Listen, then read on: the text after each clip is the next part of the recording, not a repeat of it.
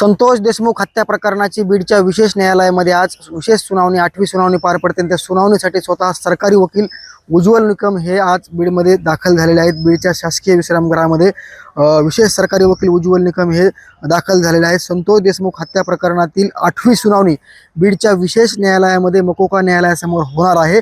आणि या सुनावणीमध्ये संतोष देशमुख हत्या प्रकरणातील मुख्य सूत्रधार आरोपी वाल्मिक कराडच्या प्रॉपर्टी जप्तीच्या अर्जावरती आज सरकारी वकील उज्ज्वल निकम हे युक्तिवाद करणार असून त्याचबरोबर वाल्मिक कराडने आपण दोषमुक्तीचा अर्ज त्याच्या वकिलाच्या मार्फत केलेला आहे। दोषमुक्तीच्या अर्जावर देखील आज स्वतः सरकारी वकील उज्ज्वल निकम हे युक्तिवाद करणार आहे। त्यासाठी आता बीडच्या शासकीय विश्रामगृहामध्ये संपूर्ण पोलीस यंत्रणा त्याचबरोबर सरकारी वकील उज्ज्वल निकम स्वतः दाखल झालेले आहेत। काही वेळामध्ये बीडच्या विशेष न्यायालयामध्ये ही सुनावणी पार पडणार आहे। नक्कीच आपण पाहू शकतो की आज नेमकी सुनावणीमध्ये काय घडतंय आणि आरोपी वाल्मिक कराडने जो दोषमुक्तीचा अर्ज केलेला याच्यावरती युक्तिवाद कसा होतोय आणि नक्कीच वाल्मिक कराडच्या पुढच्या प्रकरणामध्ये नक्की काय पाहायला मिळते हे देखील पाहणं महत्त्वाचं असणार आहे। मात्र आरोपी वाल्मिक कराडच्या प्रॉपर्टी जप्ती संदर्भात त्याचबरोबर दोषमुक्तीच्या अर्जावरती आज सरकारी वकील उज्ज्वल निकम हे न्यायालयामध्ये युक्तिवाद करणार आहेत।